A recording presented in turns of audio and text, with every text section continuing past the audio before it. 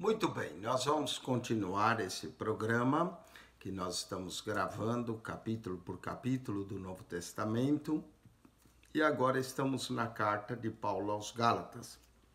A carta de Paulo aos Gálatas é discutida se ela foi a primeira ou não carta que Paulo escreveu. A maioria de scholars acredita que a primeira carta foi 1 Tessalonicenses, mas é um assunto muito discutido se Gálatas foi a primeira, se Paulo escreveu Gálatas de Antioquia da Síria para os irmãos da Galácia. Paulo menciona que depois de 14 anos subiu outra vez a Jerusalém com Barnabé, levando também comigo a Tito. A pergunta que surge é se Paulo subiu e se essa menção da subida a Jerusalém foi para o concílio de Jerusalém, para ver se o trabalho que ele tinha feito entre os gentios, ele não tinha corrido em vão. Ele vai dizer isso, verso 2, e subi por uma revelação. Parece que Paulo tudo que fazia por uma revelação de Jesus Cristo, né?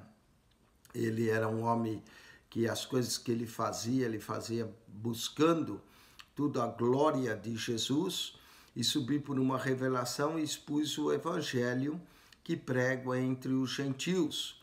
Então ele levou o evangelho para os gentios e diz que ele tinha subido por causa disso. E aos que estavam em estima, para que de maneira alguma não corresse ou não tivesse corrido em vão. Mas nem ainda Tito, que estava comigo, sendo grego, foi constrangido a circuncidar-se. Então, Paulo vai usar Tito como exemplo, que Tito não precisou circuncidar. Paulo acabou circuncidando Timóteo, mas Tito não. Ele acabou não circuncidando a Tito, não é? Que Tito era grego, não foi constrangido a circuncidar. E por isso, por causa dos falsos irmãos que se tinham entremetido e secretamente a espiar nossa liberdade que temos em Cristo, para nos porem à servidão.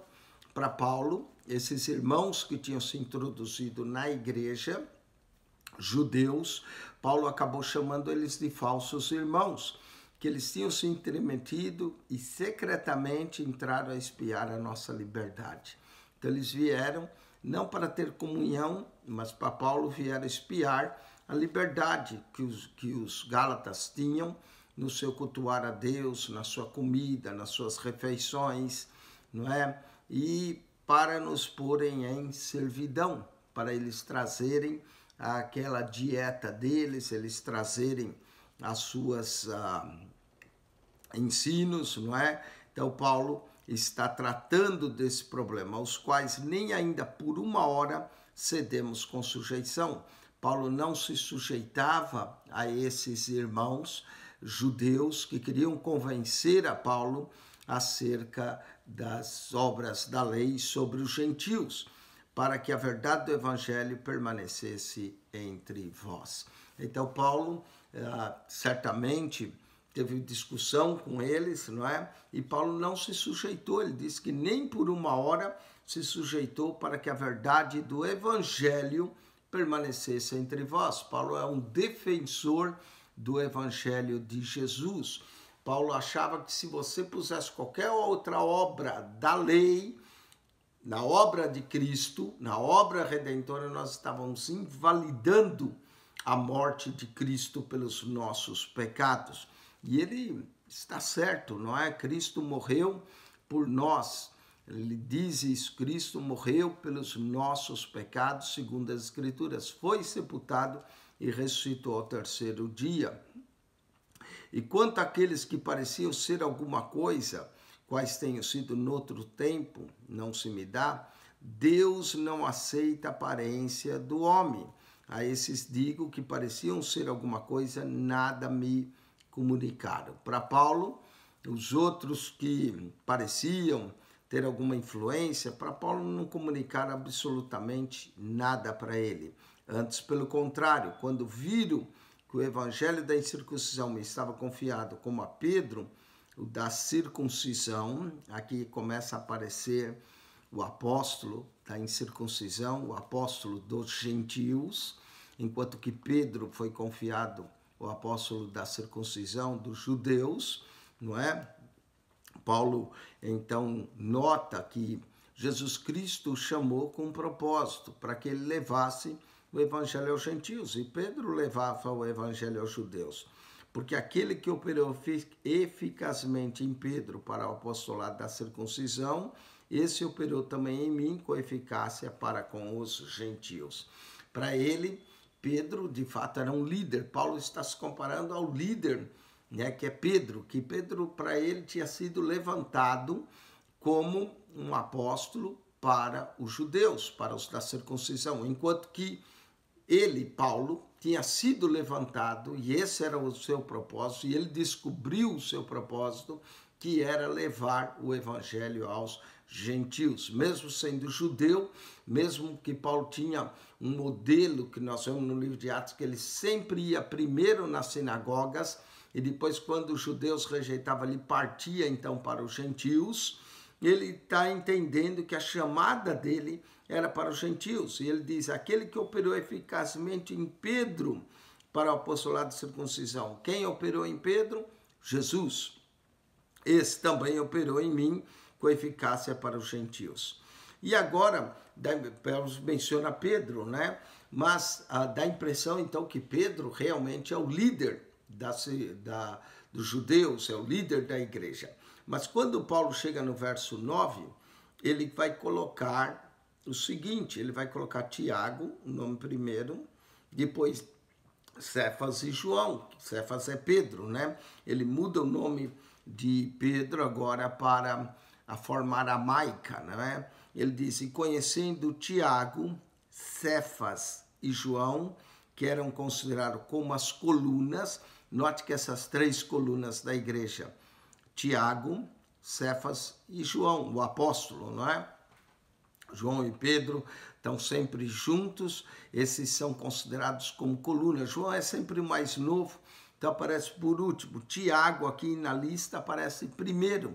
Tiago é irmão do Senhor, não é? Devido Tiago à proximidade com Jesus, apesar de Tiago não ser um seguidor do Senhor no início, mas depois o Senhor apareceu a Tiago, Tiago se converteu. Paulo menciona isso em 1 Coríntios capítulo 15, o fato de Tiago aparecer primeiro indica a sua liderança. Também no livro de Atos, quem fala por último é Tiago. Pedro fala primeiro, mas Tiago encerra o assunto. Então mostra a liderança de Tiago na igreja de Jerusalém. E conhecendo Tiago, Cefas, Pedro agora e João, que eram considerados como as colunas da igreja, a graça que se me havia dado, deram-nos a destra em comunhão comigo e com Barnabé, para que nós fôssemos aos gentios e eles a circuncisão. Paulo, de alguma forma, diz que o que ele fazia, o que ele pregava, ele tinha aprovação de Tiago, ele tinha aprovação de Pedro, tinha aprovação de João, ele já tinha sentado com eles e conversado. Nós não sabemos se o que Paulo está mencionando é o concílio ou se uma visita anterior ao concílio que Paulo havia feito a Jerusalém, recomendando-nos somente que nos lembrasse dos pobres, o que também procurei fazer com diligência. Note que aqui não existe a menção da decisão do concílio, não é? Que era não impor, que eles comessem a carne sufocada aos ídolos. Essa decisão e essa recomendação de Tiago, Pedro e João para Paulo é uma recomendação bem leve, não tem nada a ver com aquela recomendação de Atos 15, com aquela decisão. Por isso que talvez a subida de Paulo a Jerusalém foi uma subida que não foi exatamente o conselho, foi apenas uma reunião que ele teve com Tiago, com Pedro e com João, e eles então deram a destra da comunhão a ele e a Barnabé, deram a aprovação do trabalho que ele e Barnabé estavam fazendo entre os gentios, e só recomendaram uma coisa, somente que nos lembrasse dos pobres, o que também procurei fazer com diligência.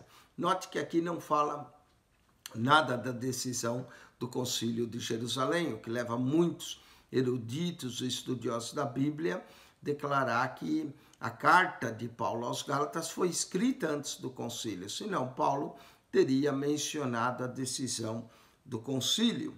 A única coisa que eles recomendaram que lembrasse dos pobres. Parece que Jesus tinha deixado essa ordem para eles, cuidar dos pobres, das viúvas, dos órfãos. Como Tiago mesmo diz, essa é a religião pura e imaculada para com Deus, na sua carta, né? Cuidar dos pobres, das viúvas, dos necessitados.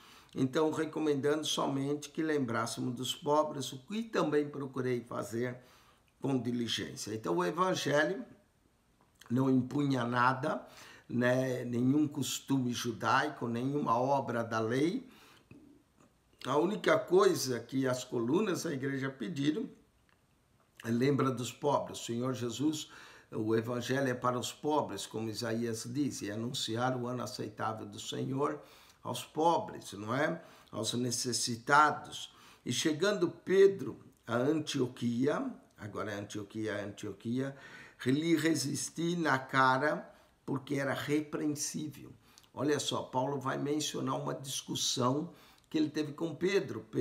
Paulo convidou Pedro para vir a Antioquia, Pedro veio, mas aí Paulo diz, lhe resisti na cara porque ele era repreensível.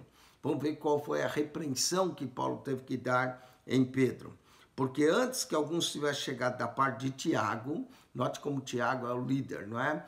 Pedro foi com Paulo a Antioquia, Pedro estava lá entre os gentios, mas aí, antes que alguns tivessem chegado da parte de Tiago, Tiago é o líder, ele comia com os gentios, mas depois que chegaram, se foi retirando e se apartou deles, temendo os que eram da circuncisão. Até o Pedro ficou com medo, porque veio um grupo lá da parte de Tiago, né? Pedro parece que subiu com Paulo, os dois estavam lá, Pedro estava entre os gentios, se alegrando, até que chegaram alguns judeus da parte de Tiago. Quando chegaram esses judeus, né, enviados por Tiago, aí pronto, Pedro começou a se esquivar, se foi retirando, e aí Paulo vai repreender a Pedro, não é? Paulo vai chamar a atenção de Pedro, e os outros judeus também dissimulavam com ele, de maneira que até Barnabé se deixou levar pela sua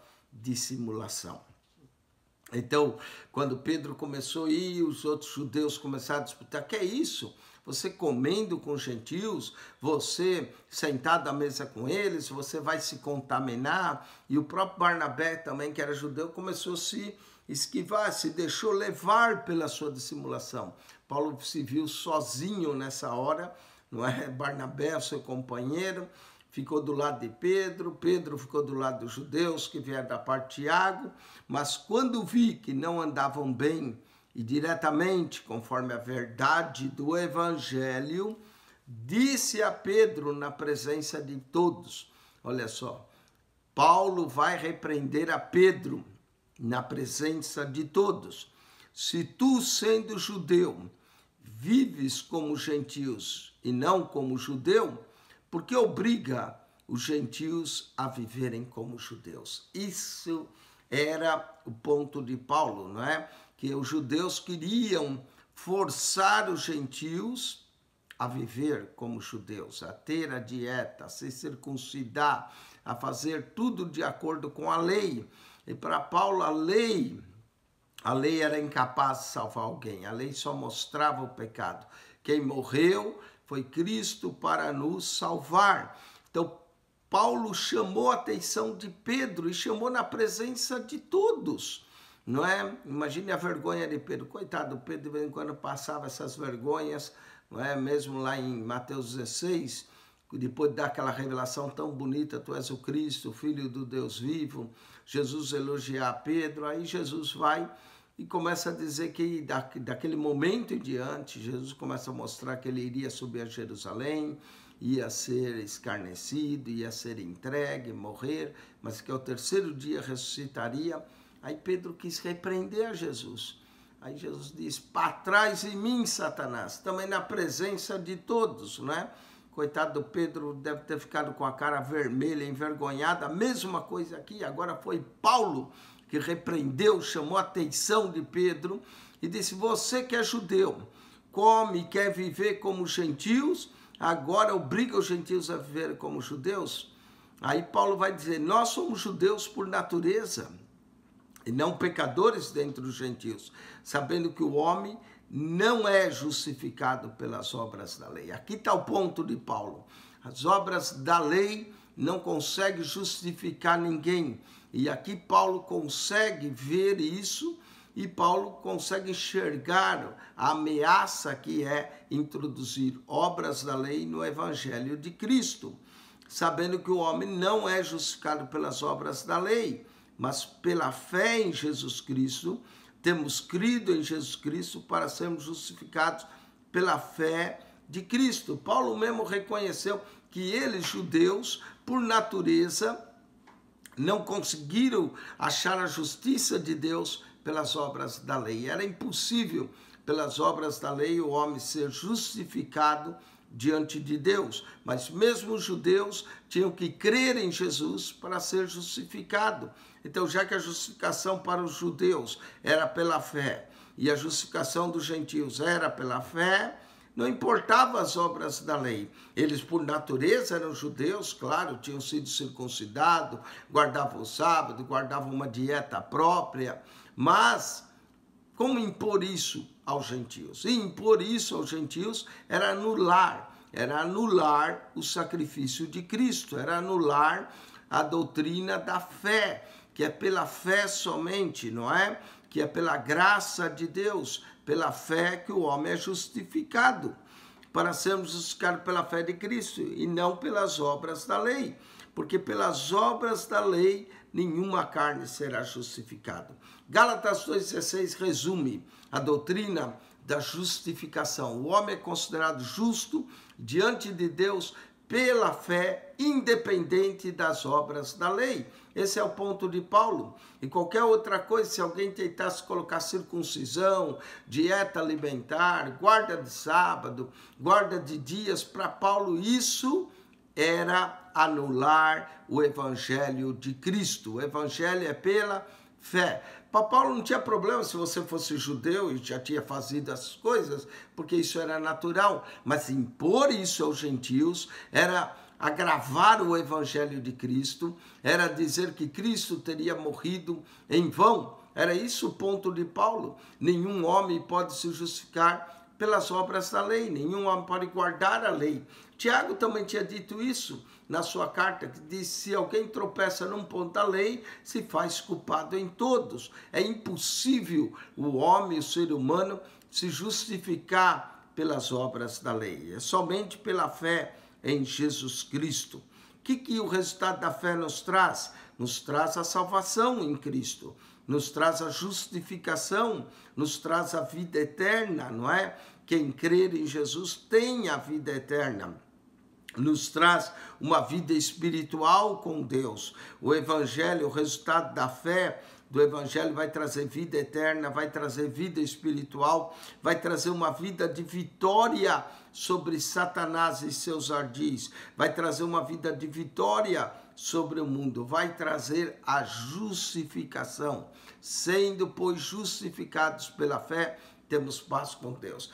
Paulo começa essa doutrina dele da justificação aqui na carta de Gálatas. Mais tarde ele expande isso na sua carta de Romanos. Gálatas serviu para Paulo como, vamos dizer, um rascunho, um resumo da sua doutrina da justificação. Mas aqui ele apresenta fortemente, resumidamente, sua doutrina da justificação, que mais tarde ele vai expandir na sua carta aos Romanos, não é? A justificação pela fé de Cristo, crendo em Cristo. Pois se nós procurássemos ser justificados em Cristo, nós também somos achados pecadores. É porventura Cristo ministro do pecado? Pergunta de Paulo: de maneira nenhuma. Não é? Se nós procuramos ser justificados em Cristo, nós mesmos também somos achados pecadores. Será que Cristo é ministro do pecado? De maneira nenhuma, diz Paulo. Porque se torna a edificar aquilo que destruí, não é? Paulo, quando teve a experiência da conversão, tudo aquilo, toda a lei, todas aquelas coisas, obras da lei, Paulo abriu mão. Ele falou, agora eu vou trazer tudo isso de volta. Se torna a edificar aquilo que destruir, constituo-me a mim mesmo transgressor. Paulo disse, eu vou transgredir aquilo que Cristo me falou, aquilo que Cristo se revelou a mim. Porque eu, pela lei estou morto para a lei, para viver para Deus.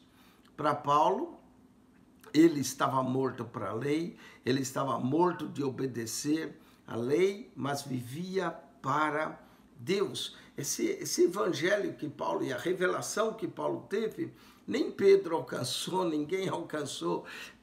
Paulo que teve essa revelação desse evangelho. Eu, pela lei, estou morto para a lei, para viver para Deus. E agora nós vamos encontrar um dos versos mais bonitos na carta de Gálatas. Ele diz, já estou crucificado com Cristo. Não é? Quer dizer que ele morreu para a lei, que ele morreu para esse mundo, que ele morreu para o pecado. São coisas para as quais Paulo morreu para a lei. A lei estava morta para ele. O pecado também estava morto para ele. Não é? Ao ser crucificado com Cristo, estamos mortos para o pecado, mortos para o mundo. Mortos, era a doutrina da mortificação da carne, mortificação das obras da lei, mortificação de buscar uma justiça própria fora de Cristo. Já estou crucificado com Cristo. Já estou. Minha justiça não vem das obras da lei, minha justiça não vem do mundo, minha justiça não vem de mim mesmo, não é? Vem de Cristo. Já estou crucificado com Cristo e vivo, não mais eu, mas Cristo vive em mim. Paulo entendeu que ser cristão é ter Cristo vivendo em nós. O problema de muitos de nós cristãos é que Cristo vive um pouquinho em nós e depois o resto a gente vive por nossa conta. Né? Cristo vive em nós, às vezes no domingo, quando vamos à igreja, e depois o resto da semana vivemos por nossa conta. Né? Cristo vive em nós quando nós estamos orando, depois quando estamos no trabalho, Cristo já ficou em casa ou ficou lá na igreja no domingo. Nós temos que viver em Cristo, temos que respirar Cristo, temos que estar em comunhão com Cristo todo o tempo. Já estou crucificado com Cristo e vivo não mais eu, mas Cristo vive em mim. Cristo vive em mim. Cristo vive em mim. E a vida que agora vivo na carne, Paulo diz, eu estou vivendo ainda na carne, mas eu a vivo na fé do Filho de Deus. O justo viverá pela fé. Essa é a grande descoberta de Paulo, não é? Paulo descobriu isso. Paulo descobriu que as obras da lei ninguém seria justificado, que a nossa justificação vem por Cristo, pela cruz, a cruz de Cristo. Ele não propôs saber mais nada, senão Cristo e esse crucificado.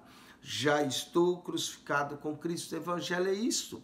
É evangelho, a crucificação de Cristo, a cruz de Cristo, a identidade nossa com Cristo na cruz. Se alguém quer vir após mim, negue-se a si mesmo e tome a sua cruz e siga-me.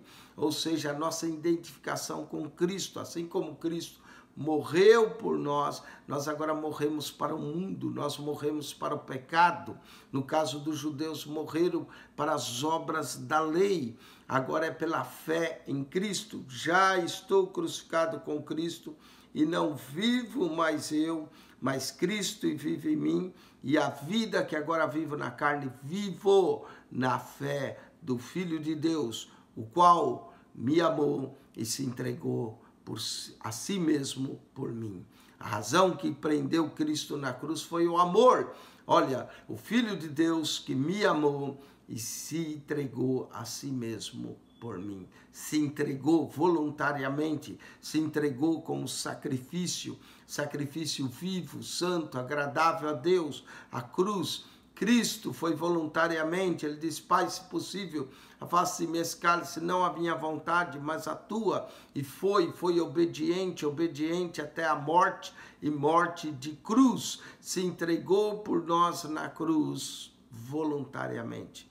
E agora nós, de livre vontade, colocamos a nossa vida em Cristo, crucificamos a nossa carne com as suas paixões, com os seus desejos na cruz. Já não vivemos mais em nós mesmos, mas Cristo vive em nós. E a vida que agora vivo na fé do Filho de Deus, o qual me amou e se entregou a si mesmo por mim. Há 2 versos nesse capítulo 2 que nos chama a atenção. Um é o verso 16, sabendo que o homem não é justificado pelas obras da lei, mas pela fé em Jesus Cristo. Todos os versos são importantes, mas esse verso resume a doutrina da justificação pela fé.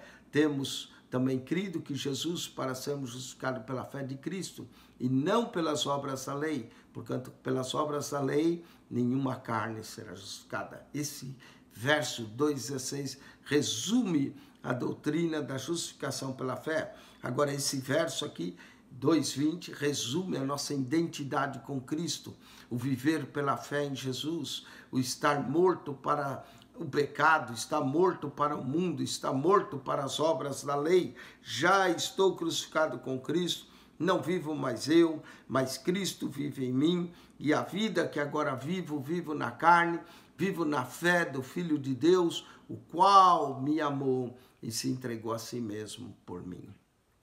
Verso 21, para concluir o capítulo 2, não aniquilo a graça de Deus. Não aniquilo, não levo a graça de Deus em vão, porque se a justiça provém da lei, segue-se que Cristo morreu de balde. Segue-se que Cristo morreu sem motivo, não é? Olha, irmãos, que maravilha. Paulo entendeu a obra de Cristo na cruz, a obra redentora. E se a justiça do homem pode vir da lei, se a justiça do homem pode vir de qualquer outra fonte, podemos falar das obras da lei, mas qualquer outra fonte ou do homem próprio, então segue-se que Cristo morreu em vão.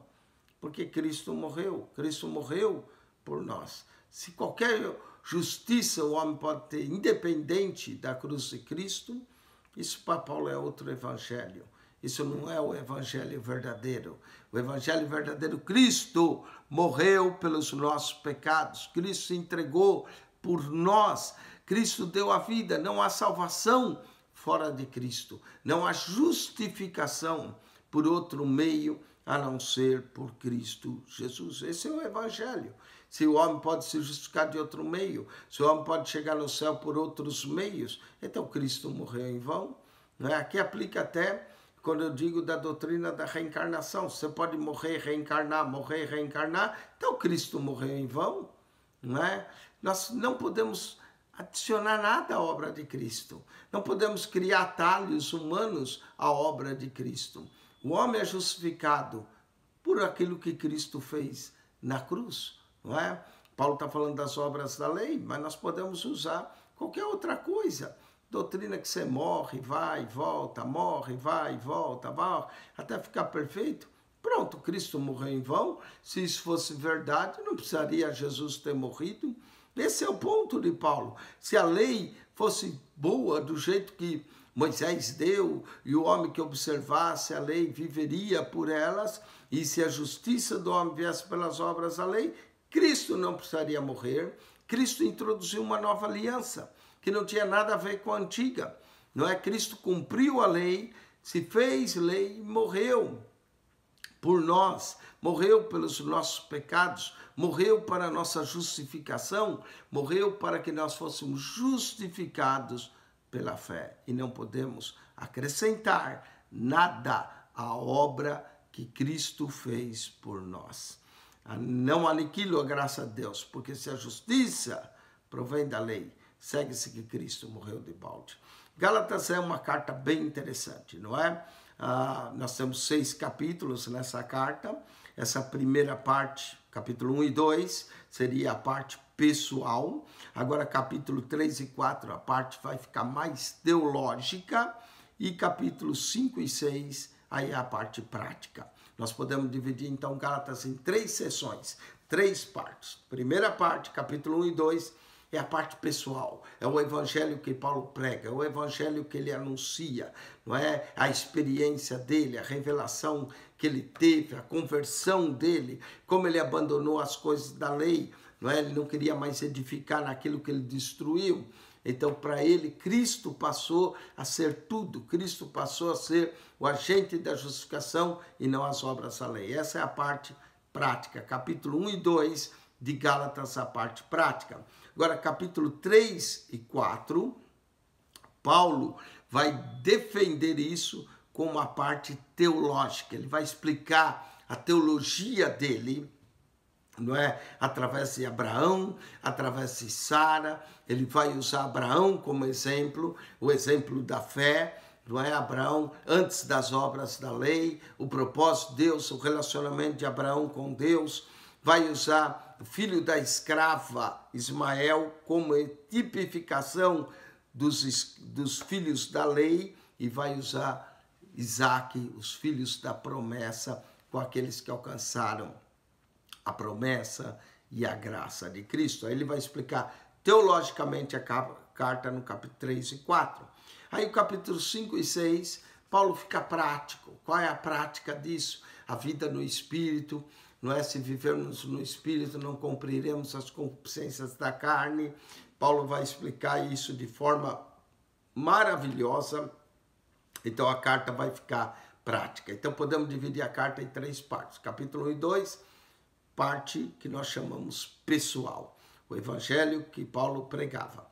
3 e 4, parte teológica. Paulo vai explicar a sua teologia. E 5 e 6, parte prática. Como é que isso se aplica na vida prática. Amém? Volte então para ouvir o capítulo 3 e o capítulo 4, que seria a segunda sessão da carta aos Gálatas. Espero que você esteja sendo abençoado. Se esse programa tem trazido bênção para você, um ensino proveitoso para você, divulgue esse canal. Mande um programa desse para um amigo, né? Ajude-nos a divulgar. Nosso propósito é que as pessoas aprendam mais da Bíblia, não é? Conheçam melhor as Escrituras, e nós esperamos que nós possamos ser de alguma ajuda para o povo de Deus. Que a graça de nosso Senhor Jesus, o amor de Deus, nosso Pai, e a comunhão do Espírito Santo seja ricamente com você em Cristo Jesus. Deus vos abençoe ricamente em Cristo. Quem esteve convosco, pastor Eugênio Piacentini.